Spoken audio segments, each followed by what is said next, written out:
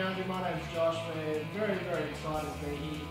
It's our first show. We can't wait to get started. We've got Nick on my right. How you doing, mate? I'm doing absolutely brilliant, Josh. Can't wait to get into it. And Vinay on my left. How you doing?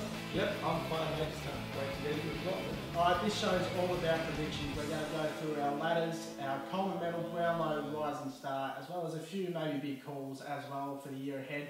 First of all, we want to announce our big announcement, which is Valium becoming a major partner with us on YouTube. They've got on board, got right behind us. We appreciate their support. We hope to be in their studio maybe in the next couple of weeks, but we'll wait and see. Boys, interesting off-season, a couple of big moves. I think the biggest one was probably Lance Franklin going to Sydney. Oh, you could say that. You could say that. $9 million for 10 years. No, $10 million for 9 years. Yeah. There we go. Lots of money for a lot of time. A little nerves on the first show, don't mind me. But obviously he's the biggest move. Yeah. But also there were a couple others. Stewie Cramery left my boys to go to the Doggies for a bit of cash. Don't blame him. He went there for more opportunity and more money. Don't blame him at all. It's a career.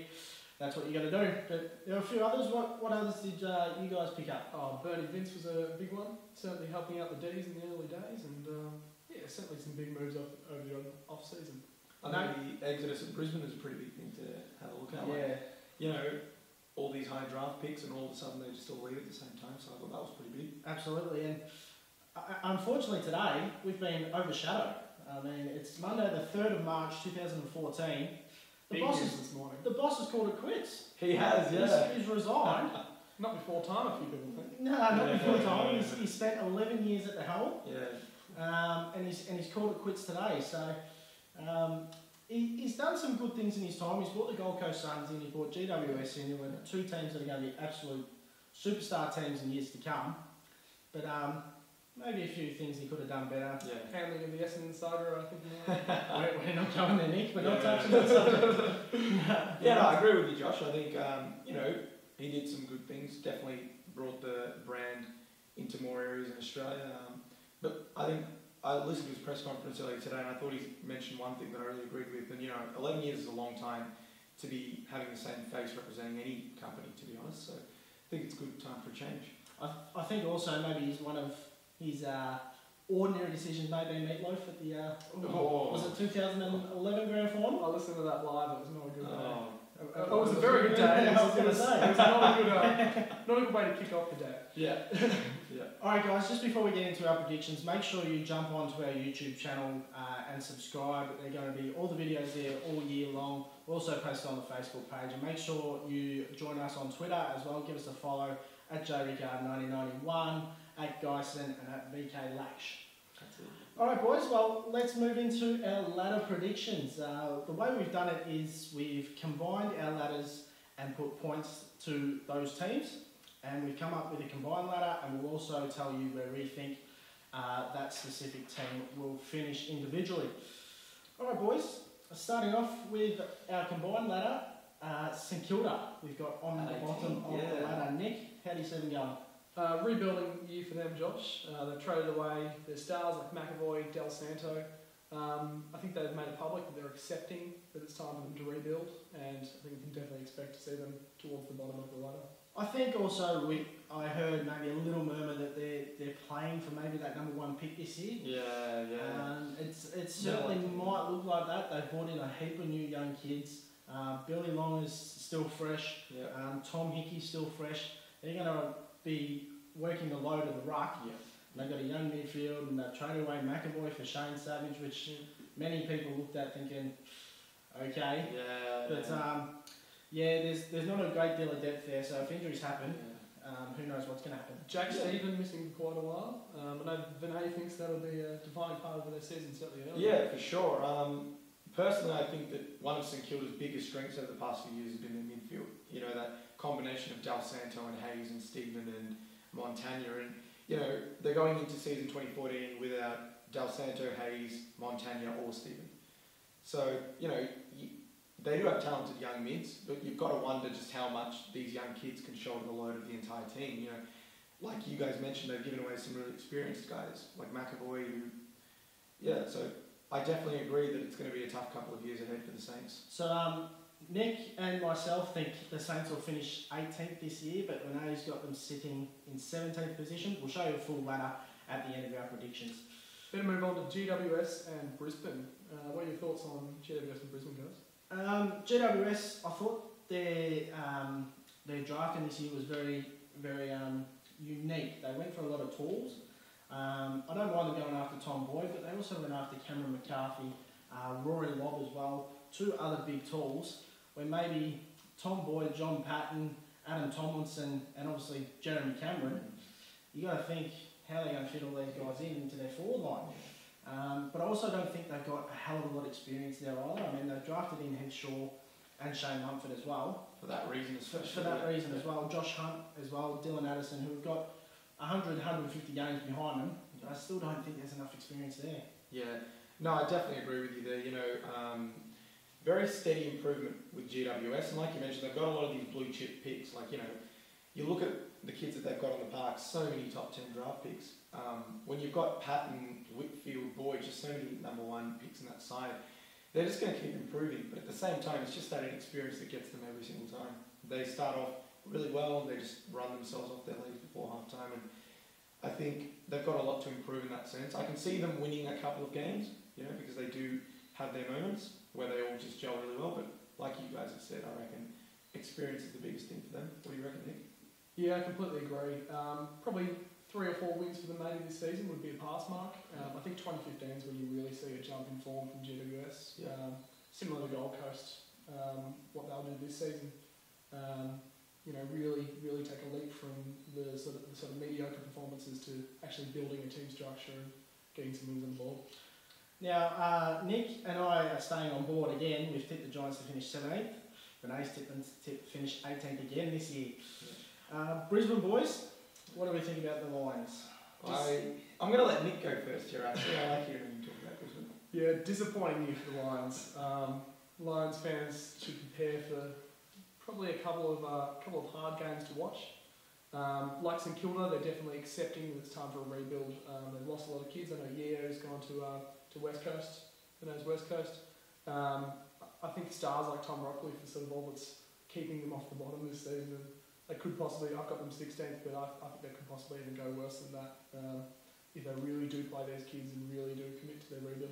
Vinay? Yeah, no, fair enough, I reckon. I honestly think Brisbane, they're one of those sides that have a great midfield. They've got everything they need in that midfield. It's just at the forward and defence end of it, as we were talking about it earlier, they just tend to struggle to put together any consistent sort of line down there. But, you know, they had these kids that were just about to break out and show us what they had. Guys like Elliot Yeo, Jared Polak. And all of a sudden they're gone. They've just let them go. And so it's almost as though they've just sort of ripped up the blueprint and gone, we're starting again. But having said that, you know, they've recruited some absolute guns. Nick Robertson, James Aish, Lewis Taylor. These are all really good players. And with Rockcliffe and Redden, I think I've got them at 16th as well. But the opposite to Nick, I think they could end up finishing a bit higher than that. So, yeah. I have to agree with Vinay, actually. I think if their midfield can stay fit, and they can kick goals as well. Like Rockcliffe's one of the best goal kicking midfielders in the competition. Yeah. If he can stay fit, get 22 games behind him this season, he could kick 40 goals on the midfield. Yeah. But it's the support around him. Can Redden play 22 games? Can Rich play 22 games? And a few other young kids as well. Hanley as well. I think those guys are going to need to kick multiple goals this year if the Lions are going to finish high. Yeah. So moving on, guys, we've got Melbourne, the Melbourne Demons at 15. Very, very interesting club at the moment. You know, brand new game style. Everything's just changed for them. Josh, what do you reckon? Yeah, I've liked what Melbourne have done in the off-season. They brought in what they absolutely needed, which was midfield depth. Yep. I think the addition of Bernie Vince, Don Tyson, Viv Mitchie, Daniel Cross as well as a few young kids, Christian Salem, Jay Kennedy Harris can run through that midfield as well. He's a gun, by the way. I like him a lot. But I think that midfield depth that they brought in is really, really important. So I also like their forward line. You get Jesse Hogan in there, Mitch Clark when he's fit, how good's he? Chris Dawes as well when he's fit. Don't forget he's a premiership player and kicked 40 goals in his premiership year. So they can get that forward line going. All of a sudden they seem more potent and everything. We don't like to take NAB Challenge into too much credit, but they look far more impressive. They certainly look more structured over Paul Roos, and sort of a short kicking game style, keeping possession against Richmond and Geelong they showed. So very impressive, and I wouldn't be surprised if they finished higher than 15th. Three of us have got them at 15th, but they're one of those sides that could just creep up and get some sneaky wins. Yeah, and mentioning the high disposal game structure, they've had 2 games.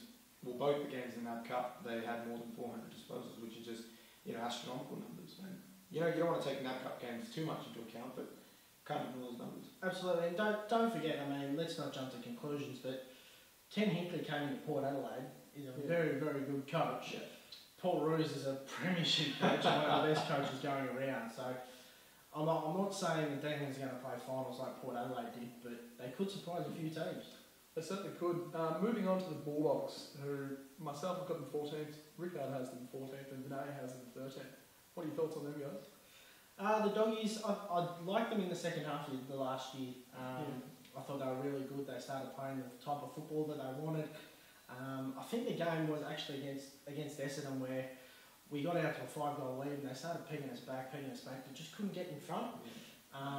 So I think that was the tale of their year last year. They played 2-3 really good quarters, but there was that one quarter that really let them down. I think this year they can go that one step further. I think their midfield's becoming one of the best in the competition. Yeah. And I say that with a great deal of seriousness. Tom Liberatore. Tom Liberatore. I mean, he didn't even make the squad of 40 All-Australian. The number one clearance player last year didn't make the All-Australian squad. I'm getting angry. I'll say that for another show. Yeah. But they've added Stuart Crameri as well from the Bombers as well. To kick more goals. He's been the leading goal kicker at the Bombers for the last 3 years, kicking 30 goals plus. So he's going to take a bit of pressure off Liam Jones, and Tom Campbell's going to play down there as well as Daniel Giansiracusa. Yeah, one guy that I really have an eye on, well, a couple of guys that I really have an eye on, Lockie Hunter and also Luke Dullhouse. I can see those guys contributing a lot in terms of goals this year. Lockie Hunter, very, very good youngster, been playing off the forward flank, on the wing, in the pocket. And without, being really, really prolific in the NAB Cup, he's had about 14, 15 touches and a couple of goals. That's what you'd want from a kid his age, playing a forward pocket role, just a reliable scorer every week. So, and Jackson McRae had 2 25 disposal plus games in a row. So they've got some really, really good young players on their hands, the Bulldogs. Yeah, boys, one team which is going to be very hard to read this season is Adelaide, who we have in 13th. Yeah. Tex Walker, round 13, I think the coach says he'll be able to. Round 5 to 15. So round 5 to 15. Not very clear. How specific is that? Not very clear, mate. Yeah. But for all those fantasy players out there, we'd like to know a more specific date. But who's going to stand up for the Crows? I mean, they've brought in James Podsiadly and Eddie Betts from opposing clubs to maybe fill that role for Taylor Walker until he comes back. But also, I think the midfield needs to kick more goals. I think Paddy Dangerfield kicked 31 last year.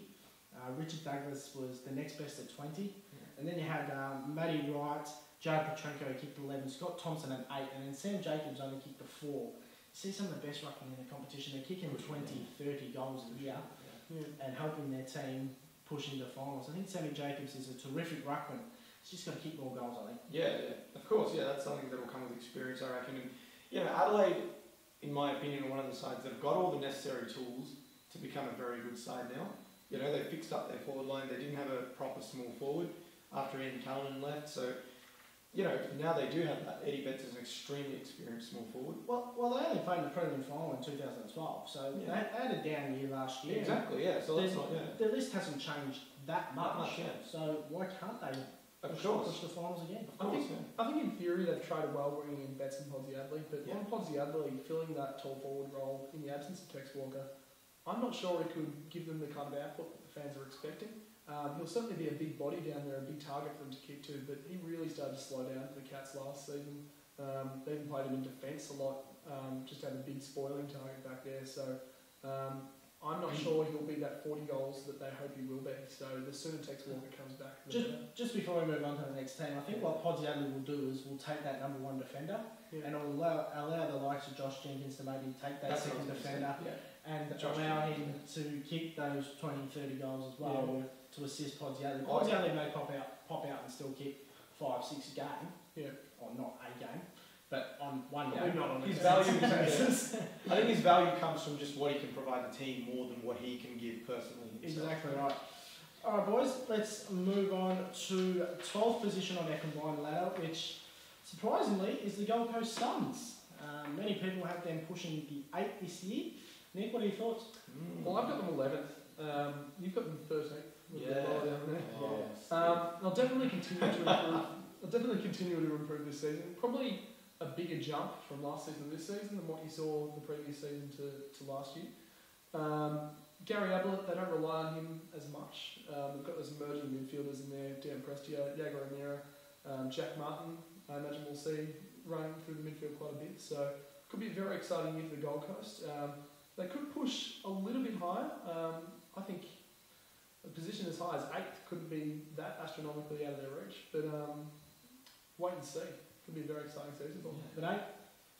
Yeah, look, a lot of people are very, very, adamant in saying that Gold Coast are really reliant upon Gary Ablett. And, he's an excellent player, but I don't agree with that anymore. I think they're actually able to play independent of Ablett.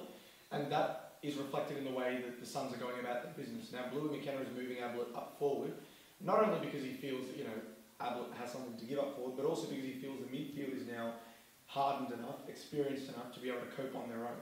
And when you've got guys like Bennell and Prester and O'Meara, these are very, very good young players. Very, very good. Danny Stanley as well is one that goes really, really hardly under the radar. Trent McKenzie off half back. They've got a very nice structure.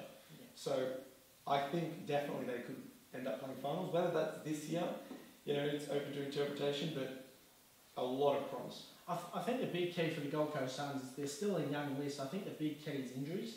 I think if they can keep a fit team, I think they can push the 8. Absolutely. Yeah. I think their most important player outside of Gary Ablett is Charlie Dixon. Yeah. If he can stay fit, play 19, 20 games this year, he could easily kick 50 goals. He's that good. In the games he played last year, I thought he took the number 1 defender, he used his body well, he kicked 2-3 goals. That's what you need from a forward, and I think if he can be fit, he's going to gain more confidence and he can kick those 40, 50 goals for the year. Yeah. Now, in 11th position, we have Port Adelaide. Now, boys, I think Port Adelaide will slide down the ladder, not on their performances, but on the performances of other teams overtaking them. I feel like there's a couple of teams that will just sneak inside the 8. They've just got it together a little bit more than what Port Adelaide does, and there's just sort of nothing that really stands out for me from the power that will You've got them at 13. defend that position in the 8. I've got them at 13 myself. I've got them at 9, and Josh has them at 10th. But I think, honestly, when Ken Hinkley came to Port Adelaide, Josh is going to start wobbling now, but What? he did call it. He did say that Ken Hinkley would make Port Adelaide a much better side. And it happened, I honestly believe that Hinkley is a magician. He took this limp, lifeless kind of Port Adelaide side, and he's really, brought a lot of them up to speed, and they're a much fitter side. One thing we saw last year was they were able to run other sides just off their feet. They came back in the 4th quarter so much just because they were able to stay fitter for longer. And Chad Wingard, don't really want to say too much about him because we've seen enough, but Yeah. I reckon he'll stay consistent. Travis Boak, Kane Corns, and even big gunslinger Schultz, these are all aged bodies, but they don't look like it because they're playing very, very, very good quality footy. Absolutely, and the reason I got them in 10th is they're still a very young side. They've still got a lot of young players in that side, in their best 22. They're going to be a very, very exciting team in the future. Yeah. But just maybe this year they might just fall. They may prosper. They may go another step further. Well, it's just that young side brings an inconsistency. Yeah. Just not sure what to expect. And I actually agree with Nick that some teams may just get better, and Port Adelaide just may have a similar year to what they had last year, but just other teams overtaking them. I think a lot of people would agree that they were very lucky in some respects in where they finished last season. So that the Kangaroos were constantly choking, Carlton couldn't be consistent, that bounce. Still a lot The of off luck, break. which Essendon getting dumped out of the finals as well. that sort of helped them there. So, Josh isn't happy. I thought we were talking about No, we deserve the punishment. Let me get that straight. Yeah. So not so much their own performances, but more the performances of other teams that could be overtaken. Yeah. So moving on, guys, Carlton at the 10th spot, the Blue Baggers. Look, personally, I don't know, Carlton, they could finish up anywhere. I reckon they could finish up anywhere between 7th and 12th. But I reckon, Dale Thomas is going to provide a lot of run. They need a bit of pace, so pretty simple for me, Josh. Yeah, Jared Waite, I think, is their most important player. He needs to play at least 20 to 22 games this year if the Blues have any chance of playing finals. If he goes down injured or gets suspended, he's going to leave a massive hole in that forward line. And I know it's a lot of responsibility on him to keep fit or stay out of trouble, but he has to do it. Otherwise, they're really lean in the key forward backman department. Now, boys, Mick Malthouse, we know he's a very good coach. I'm starting to think he's a bit of a good swimming coach down there because they're getting damn good at treading water. The Carlton football club. They've been threatening the last couple of years that they're going to break into the top 4. They were premiership favourites at one point a couple of years ago. But they're doing backstrokes down there. they're just not making that jump that we keep thinking they will, which is why we've got them around that 10th mark. We just can't see a reason different from the last couple of seasons that they're really going to make that jump, which they've been threatening to do. Yeah. We're running a bit behind time, so Vinay, let's hand it over to you. Your West Coast Eagles. How did they go? Well, I'm a bit disappointed with you two, actually. Come on. Nick's got them at 9, and our friend Rickard over here's got them at 12. 808 games are lost. You've stabbed me right through the heart there, Rickard. They've lost 808 games of experience in the off-season. Yeah. And not just some plotters. Yeah. Andrew Embley, Norm Smith medalist. Daniel Kerr finished second in the Brownlow and won multiple best and fairest, I think. Adam Selwood's no bludger. Yeah. They're quality players, so you're going to be relying on those young kids to step up. Yeah, for sure. They're speechless, haven't they? I've proved him wrong. Look, I reckon we've got an excellent list, and last year, structure was all over the place.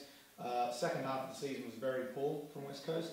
I think Adam Simpson has brought a bit of that Hawthorn influence to the side. I've heard word that at training he's got them actually going back off the mark, focusing, thinking about their kicks, not just blazing long inside 50. I think that'll make a huge difference. So another one of those sides that seems to have all the right tools to finish very highly.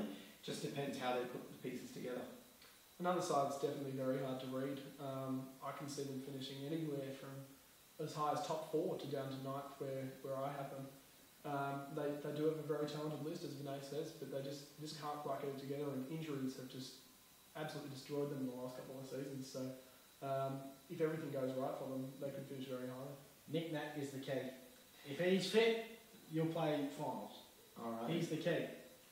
So basically, Josh is predicting that Nick Nat will not be fit. Rickard loves that. With his 12th He place. loves his huge calls, Rickard. He loves making them. How often am I wrong? Now, speaking of big calls, Josh. Speaking of massive calls, guess who Essendon Josh has got? Bombers. Josh has 5th. Oh, we've got them jeez. 8th as a combined trio. Guess where I've got them? 10th and 10th for that. So 8th is the combined spot for the Bombers. Yeah. Josh obviously rates them very highly. Oh, yeah. I think they'll bounce back from the troubles they had last year. We won't go into that, will we, Josh? If they can win if they can win a contested possession for every dreadlock on Heppel's head, I think they'd go a lot further. 15th in the league for contested possession differential last season, which definitely they improve. What are your thoughts, Josh? I think a lot of people forget that in round 18 last year, we were playing for a top spot position against Hawthorn. And in the year that we had last year, with all that criticism and everything that went on, we were still managed to get to second position and play off the top spot in round 18 against a very, very good Hawthorn side. We were above Fremantle, we were above Sydney. I mean, we worked really hard to get where we are. I just think those 21 to 25-year-olds are in that prime now. I'm talking about David Zaharakis, David Myers, Jake Melksham, core midfielders, and that midfield's getting a lot more depth. So I just think that midfield's maybe needs one more or two more players to push the top 4. If they're already at the club, like a Zach Merritt, I love Zach Merritt. I'll get to him later. But I think if we can get that right, we can push top 4. Yeah, no, fair enough. Look, the only reason I have them 10, I really rate Essendon's defence. I really rate their midfield. I just can't see where the goals are coming from this year for the Bombers. Joey Danaher, very, very talented player, a gun, but he is 19 years of age. Yeah. Is he going to be able to shoulder that forward line on his own? I mean, Essendon have lost Crameri. Bell Chambers is out for 6 weeks, I think.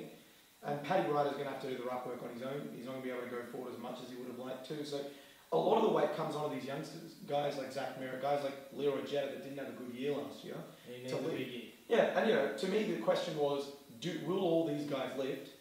I don't know. To be honest, another side that could finish anywhere between 6th and 12th. Yep. Now moving on, 7th position, we have the Collingwood Magpies.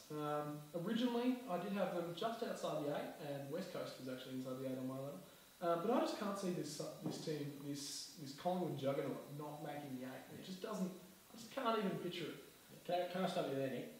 Vinay's got on 3rd. Yes. Explain. Yeah. Look, honestly, Collingwood, the one thing that I think of when I watch them play is just class. They've got a very, very strong structure. Nathan Buckley's reinvented the way they play, mainly off half-back because, he had this idea last year that they were exposing their last line of defence too much. So he's reinvented that. They've swung Ben Reid going forward, and that is just going to really frighten the pants off some of the opposition defences. He was the #1 player in one-on-one contests last year, won the most. So, he's a freak, and Beans is returning. They've got some youngsters. Taylor Adams has come in. Very good player. Yeah, very good player. Ben Kennedy really, really impressed me in the NAB challenge. He got some real pace. So, with all these things, Scotty Pendlebury has taken the captaincy. I reckon this is the year for Collingwood, and honestly, the list that they've got, they should be finishing top 4. Absolutely. I agree with Vinay. I think Ben Reid has to play forward. Yeah. He's got a terrific mark. He takes it at the highest point, and he's not that bad at the kick either. So I think he has to play forward. Who they put down back? Do they go with Brown and Lockie Keefe? Yeah. It's a big ask for the two guys. Quinton Lynch, yeah, Chief Sandcastle maker. Just a little thing, Nick. You'll hear all of that. Nick, your thoughts on Collingwood just quickly before we move on. It's almost like they've gone for a mini rebuild. They've relied on a lot of kids last season we saw coming through and putting in some very good performances. Ben Kenny, who was one you mentioned, have been very impressive. I think Jesse White has been a very good pickup for them, and he could be vital for them, finishing in a position like 7th where we predicted, 8th where Josh had predicted, or as high as 3rd as Vinay thinks they'll finish. So very hard to read again, but speaking of reading, Ben Reid going forward could be vital for them as well. Now Nick, Geelong, get your recorders out because Nick's tipped them to finish outside the top 4. That's a very big call from Nick, and that was a typo, to be honest. It must be very, very hard for him to take. These injuries hurt. I'm gonna start with that. They do. Would I be right in saying that Geelong have been the hardest hit by injuries this pre-season? Yeah, you've got Selwood, you've got Mortlock, you've got Christensen, you've got the ruckman with interrupted pre-seasons, and now the centre half forward who we've put all our hopes into. Nathan Vardy. ACL call of the year. Yeah. Which is horrible news as well. He's had a wretched run with injuries, and he just can't seem to get on the park. So I'm not quite sure what their thinking is with the centre half forward position. It could be Josh Walker, it could be Shane Curtin, the resting ruck, it could be Mitch Brown. But we could be in a lot of trouble there and struggle to kick goals. As we know, they're a very good team all over the park, but it's just such a vital area of the ground where Podsiadly's gone and there's not a lot of cover there for Nathan Vardy's spot, which they were so sure he would step up into. I think we can see the Geelong falling maybe a little bit. You can see it's maybe some sort of a rebuilding year. You're going to see a lot of kids this year. I think Lincoln McCarthy's going to play early on, Shane Kirsten as well. They're going to come into the side, they're going to have their down days, and it's going to rely on a lot of the older players as well, the premiership players, Jimmy Bartel, Stevie J, James Kelly, Corey Enright, and you got to think, gee, those guys can't play 22 very good games all year and carry the load. There's going to be games where those guys are going to have their down days as well. Whether the young cats can step up, who knows? But I think maybe they just might fall that little bit just due to the youth coming through. A big question I asked myself was that, they've lost some really experienced gun players. Podsiadly, Chapman, Joel Corey all come to mind. A few of the players that they've been banking on have all gone down. Hamish McIntosh, Dawson Simpson, Joel Selwood's had a bit of an injury niggle, Stephen Motlop, Daniel Menzel, but why do we still put them top 8? Why is this Geelong side still top 8 for us? And the answer to that question for me is that their youngsters always perform. Their youngsters, you were mentioning they need a lift, they always have in the past. Guys like, the crowd that we've got coming through now, guys like Kirsten McCarthy, these same people 3 years ago were guys like Mitch Duncan, Alan Christensen, you know, and they did it, and now they're played in a premiership and they broke out. So exactly. Yeah. So you know, why not back them? I do back them, and I really do think they'll finish top 8. Yep. Moving on to Richmond, who we combined have 5th. I've got them 4th, but my counterparts here don't rate them quite as highly. Josh has got them 6th and Vinay has them 8th. What are your thoughts, boys? 2 spots lower. We still got them in the 8th. Oh, there's a big jump between the 4th spot and that 6th spot. I think Richmond's biggest problem over the last couple of years is they've dropped games that they shouldn't have, but they've won games that they shouldn't have. Yeah. For example, Hawthorn the last 2 years probably shouldn't have beaten them, but they did. And they annihilated them. But previous to last year, the Gold Coast. I mean, if you want to play finals, you've got to beat those sides. And I think this year's very, very similar to last. They've got to beat those teams that they have to beat. I think it's time for the Tigers to deliver. There's lots of angry Tiger fans down there. Yelling. And roaring. It would be preferable for Tiger fans if they were yelling about wins and not losses. Yeah, absolutely. Yeah, look, great list. Some great youngsters, Ellis, Morris, and your man Nick Bloston. Guys that, you know, they're young but they're extremely quality footballers. Koch and Martin Delidio combination continues to horn opposition taggers. Yeah. So, you know, and now you've got Daniel Jackson, who's actually not just being a tagger, he's actually contributing in other ways. So Brandon Ellis is another one. He had a massive year last year, and he's going to be another one that's just going to add to their midfield depth. Yeah, of course, yeah. So, you know, plenty of problems. I agree 100% with Nick. They've got everything they need right now. Great defenders. Al Rance was excellent last year. Great forwards. You know, Jack Rewell. Ty Vickery is very underrated. Midfield, we've talked about them at length. So, really, must deliver this year. Tigers, no excuse. All right, boys. Now, my first big call of the night is 4th position at North Melbourne. I just think they're ready. They're ready to go. They had a down year last year. I think they're refreshed. They've got Nick Del Santo in, who's a quality footballer. Haven't changed their list that much. Not many injuries to speak of. I think Andrew Swallow is the only one with significant injury who we're going to see back mid-year. Jake Zeeble, I just think he's going to take this year by the scruff of the neck and just go bang. Just go bang and really make a name for himself this year. I'm not buying it, Josh. I know you're not. I think they'll just scrape into the 8th. I have them 8th. They were ranked 15th in the competition for tackles per game last year. No pressure on the ball carrier, but big pressure on them to deliver. It's time for North Melbourne. I've been hearing all off-season long that North Melbourne are going to finish top 4, they're going to finish top 3. I don't think they will. I think they'll be 8th. I think Del Santo's come in, but not much else has changed. He's not getting any younger. I think he's just turned 30, hasn't he? I think so, yeah. I'm not sure it'll make 5 positions difference. Oh, wow. So we'll wait and see. I'm going to side with Ricard on this one. I honestly do think that they have such a great list. And, you know, honestly, they had so many games last year that they really should have closed out. Hawthorn and Geelong are two that just come straight to mind because those two were, you know, they're very strong sides. And they just kept letting it slip. But I think the Chokers have learnt their lesson. They're going to stop choking. Nicky Dowell looks absolutely sublime. You know, age is not showing on him at all, in my opinion. He's got that run and carry role. He's looking really fit. They've got everything they need. Same situation as Richmond. No excuses this year. I can definitely see where Nick's coming from because every year we bank on them to finish in that top 4 and they fail us. So this is the last straw for Brad Scott, I reckon. He's got to take this list and do something with it. I'll touch on that later. Before you touch on that, we're going to speed into our top 3. And at 3rd are the boys down at the docks in West Australia. We've got Fremantle, the Purple Haze, sitting at 3rd. Nick, what do you think? I think the premiership clock is at midnight for Fremantle. I think they showed last season under Ross Lyon. Their game style is very sound. I don't like their game style, but it's very effective. I'm not a big fan of Ross Lyon. I'm not a big fan of Ryan Crowley either. But they are the vital parts of this team that are making them so effective.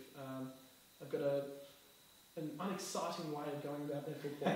It's just so effective.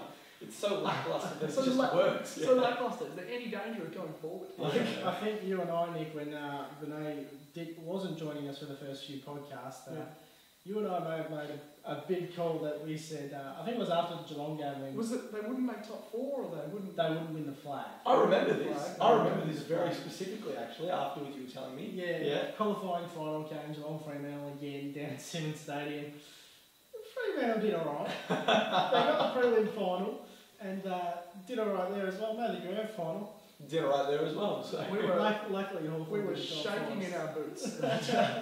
But I think the Gumbleton injury that's happened in the last week or so against the Western Bulldogs, he's out for 12 weeks. Yeah. He like Nathan Vardy, just a wretched run of injuries. it's a kick in the pants for sure. He was recruited to the club to take pressure off Matthew Pavlich, and now he's out for the first half of the year.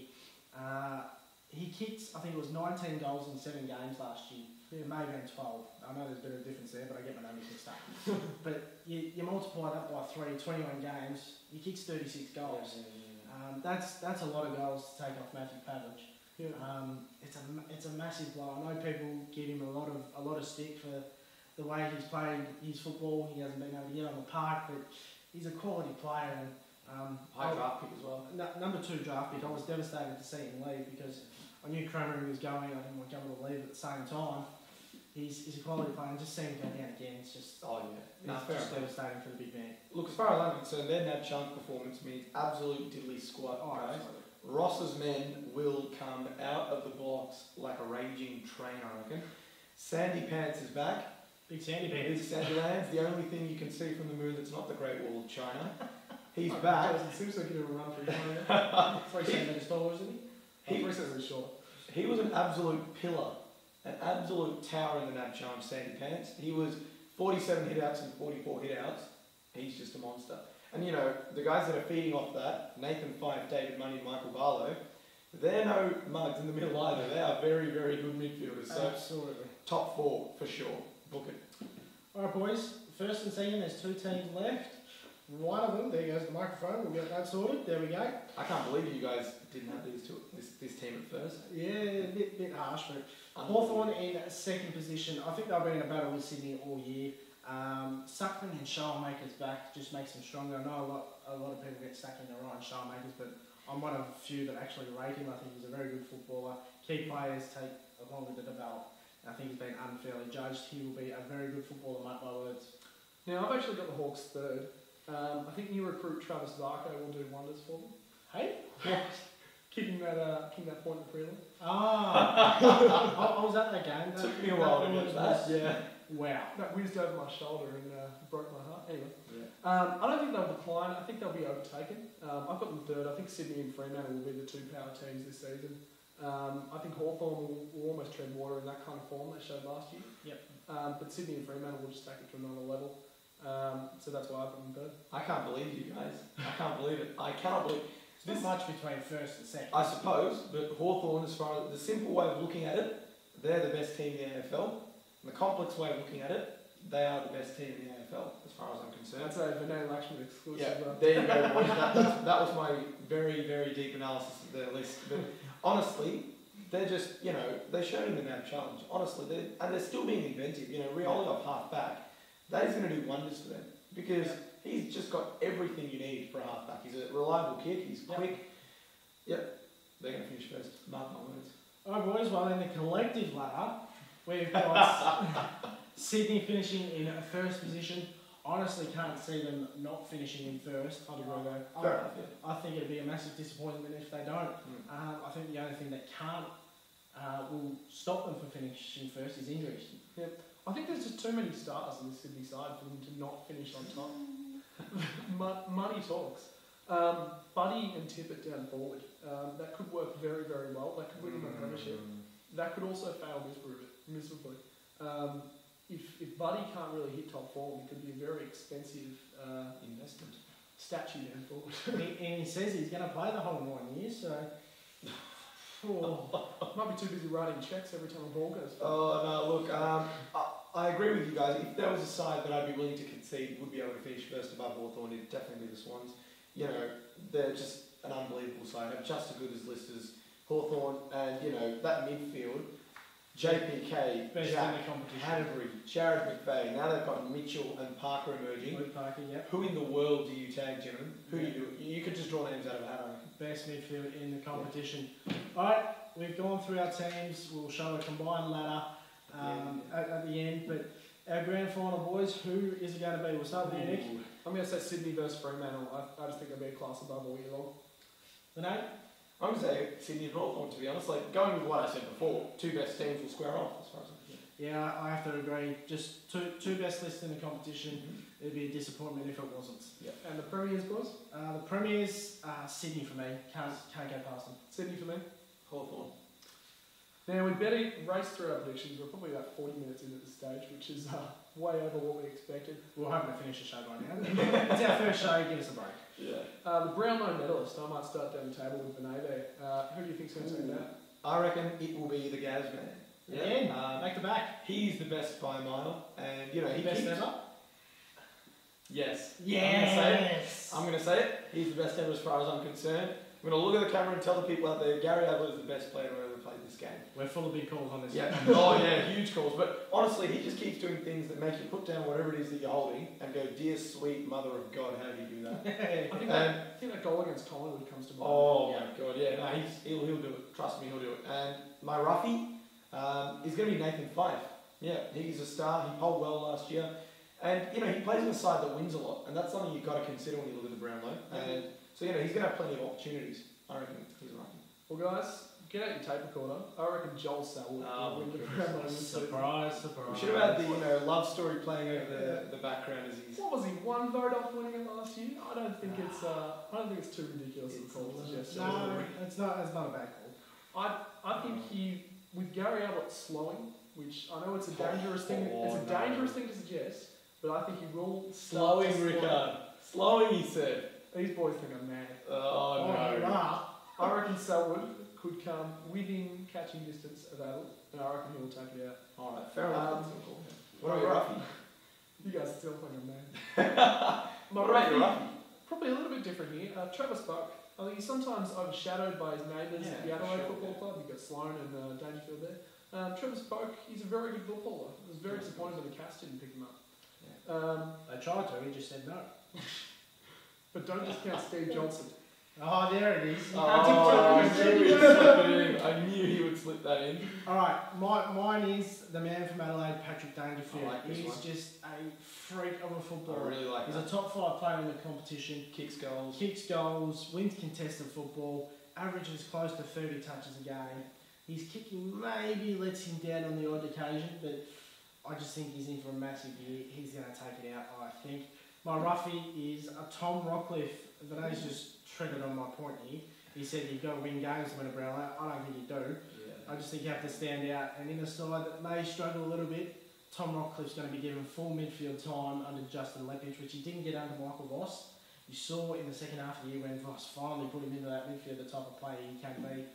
He's going to be in that midfield all year. I think he may have a chance. All right, boys, the Coleman. Now, Nick, you've got a few out there ones. Now, just suggested Buddy Franklin, there's a chance he could hurt the Swans and have a bad season. But what I do think will happen, I think he'll dominate the Swans. They're not paying him, $9 million for 10 years for him to... 10 other way around. 10 million, whatever. Second time we've done it. Second time we've done it. They're not paying him that to just stand there and look good at the Swans, and I think he'll have a very good season. What about your roughie? What's your roughie? Who's your roughie? My roughie is Ruffy. This is the guy that won the Coleman medal last year. That's his roughie. Yeah. I think there are some very good candidates that could overtake him. I think he's more of an outside chance this season. No, fair call, yeah. But he's there. He's one of the top 5 forwards in the competition. Yeah. He would be my roughie then. Alright, well, I've picked Jack Rewalt, a 2-time Coleman medalist, I believe. He knows how to do it. Absolutely. I think his biggest problem is he's too unselfish. He's a full forward for a reason. He's got to take more responsibility and kick those goals. Unless there's a teammate that's 25 metres in the clear, Jack, just back yourself. Kick the goal. Kick 70, 80 goals this year.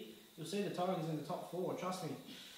And your roughie. My roughie. I've got another name down here, but I've just thought one in the top of my head. I'm going to change the run sheet. Oh, really? Okay. I'm going to change the run sheet. I did have Jack Darling, who does fly under the radar of teams, and Vinay made an outlandish call to me last night. I was going to say that if Josh is right, and if Jack Darling wins the Coleman, I will actually name my firstborn child Rickard. You have it on tape. That is how sure I am that Jack Darling will not win. But I've just got another one from Hawthorn, Jack Dunstan. Jack Gunston. I reckon he's a very, very sneaky chance. Another Jack. Yeah. He kicked 4 goals in the grand final, very capable of taking a mug, very capable of kicking the miraculous goal. Yeah. Sneaky, sneaky chance. I'll tell you what, boys, if Jack Gunston wins the Collingwood medal, Oh, no. my first child Rick. Oh, wow. Come on, Gunston was more likely than Darling. Yeah, But I'm liking this. more likely. Tell you what, Josh, you've got 2 kids that could potentially be named Ricard right now. You'd be pretty... I can't make that call. I've already got a kid. You know, my pick for the Coleman, one that I'm surprised that no one's really brought up, Trav Cloak, in my opinion, is the best key forward in the game at the moment. He's just so powerful. In my opinion, he remains the best contested mark in the game. And if he can get his kicking straight, last year he struggled with his kicking and he still almost picked Ruffy for the Coleman. So if he can get that right, he will win it. Gets opportunity. And my Ruffy will be Josh Kennedy, the stuttering superstar. Look, he tailed off in the second half of the last season. Up until that point, everyone was like, he's going to be up there for the Coleman. I reckon, you know, West Coast have made a few changes. If he can put out a full 22 games of form, he'll be up there. All right, our rising star. We've got to race through this because we keep saying we are running behind time. All right, let's just go through them very quickly, Nick. Luke McDonald, I think he's a ready-made midfielder half-back for the Kangaroos. I think he'll do very well. Vinay? Luke McDonald will play every game. We'll win the rising star. I'll back the trend here. I'm going Matt Crouch from Adelaide. I think he's a big contested ball winner. He's ready to go. He'll play round 1. I think he's a big chance. Who's your Ruffy? Our Ruffy, Zach Merritt. The only reason I'm picking Zach Merritt is not because he plays for Essendon. I'm driving his bandwagon. Jump on. He could be a very big steal at pick 26. I've got Dom Sheeder. Vinay rates him, so why not? I've got James Aish. You know, he was touted to be the number 1 pick at one stage, so I reckon he's a really sneaky chance, boys. All right, Nick. What's your 2 big calls for 2014? Now, something there's a chance of happening. We better clarify in the big calls. We don't Geelong rated. Well, probably Geelong. I'm going to just get right into it. Dawson Simpson will be one of the top 3 ruckmen in the competition. He doesn't play for Geelong, does he, Josh? Yeah, I think so. I think he does actually. He's a man-mountain. You blokes don't know what you're on about. He averaged 36.5 hit-outs last season before his injury date in the 5 games he played uninjured, which was elite levels. Only Will Minson and Todd Goldstein averaged more hit-outs for the year than him. I think he'll be one of the top 3 in the competition. My second big call, which I've already touched on, I think North Melbourne will struggle to make the 8. The all talk, they can't hold the lead. Prove me wrong. Vinay? Look, my number 1 big call is that a lot of people disagree, but honestly, Buddy will have an average year, in my opinion. Sydney, you know, they're very, very ambitious, but the best players at Sydney have an astronomical work rate, okay? So I'm going to leave you to make that connection with Buddy. He's not going to have the midfielders just cramming the ball down his throat anymore. He's actually going to have to work for it. His contested marking is average, I will say that. He's not able to take overhead marks as good as he used to be. Tippett will have a much better season than him. Second thing I want to say is that the Western Bulldogs will actually shape up to upset several sides this year. They've got all the tools to do it. They've got an exciting young midfield, and they've got the right mix of clutch players like Dalhouse to make it happen. Josh? My big call, number 1, is Bomber Thompson will not be at Essendon next year. Ooh, wow. Will not be at Essendon next year and will. That's a spicy one. Will be coaching another side next year. That is very spicy. Unless Essendon Essendon wins a premiership, which I don't think will happen. Just on top of that, who do you think will be coaching the next season? That's a good question, yeah. The only way I can see Bomber Thompson coaching Essendon next year is if they win the flag. And if they don't, but who do you think they'll be coaching the next season if Bomber Thompson? James Hurd will walk away if Essendon wins. Who do you think Bomber Thompson will be coaching? Oh, sorry. Sorry. I was trying to avoid the question. Every time I can hear I'll be on the verge. I thought he was trying to avoid the question, but apparently not, yeah. It's late, I'm getting there. Relax. I might say my next team. Yeah? My next big call. He may coach them. Because if Brad Scott and North Melbourne do not make the 8, Brad Scott will not have a job next year. Mark Thompson will be coaching at the North Kangaroos in 20. Is a possibility. Yeah, it's a possibility. It's a possibility. Of course. I mean, it's go time for North Melbourne. If they don't make the 8, Brad Scott's career is I think on the they'll line. scrape in. So. Oh. But anyway, guys, it's been an eventful first show. We've had a couple of technical difficulties, which you won't pick up on the video, but here tonight we've had a couple of technical difficulties, but it's been fun. I can't wait for next week. We're going to get stuck into the round 1 games. Oh, yeah. Collingwood and Fremantle at Etihad Stadium on the 14th. Hope you've all enjoyed the countdown on our page as well. Nick's done a sensational job of finding all those pictures. He's done an awesome job. Nick, you wanted to say something? Yeah, remember to leave a like and comment if you enjoyed the show, and subscribe so you never miss an episode. Really helps us out. Good feedback would be much appreciated. Also want to quickly just thank Valiant as well for getting behind us. Very, very humbling to be working with a company that works with people like Gautier and Birds of Tokyo. So absolutely. Thanks to them, and also to the viewers. Also, guys, before we wrap up, thanks to Justin, who's our producer, who didn't expect to thank you, but he's sitting down there. Justin Westhoff, just over here. Westhoff. He's done a superb job tonight, fixing up the lights and the cameras and everything else. If you want to shoot us an email, btbafl at live.com.au. Still got a business card in your pocket, do you? Pardon? No business. I do actually. Oh, he does? There we go. You may be lucky to get one of these during the year. We'll tell you about that next week. Big surprise that we have. Hope you all enjoy it. But send us an email if you have any inquiries, btbafl at live.com.au. Follow us on Twitter. Our Twitters are here. So make sure you give us a like on Facebook, follow us on Twitter, and subscribe to our YouTube channel. It's been fantastic having you. Thanks for joining us.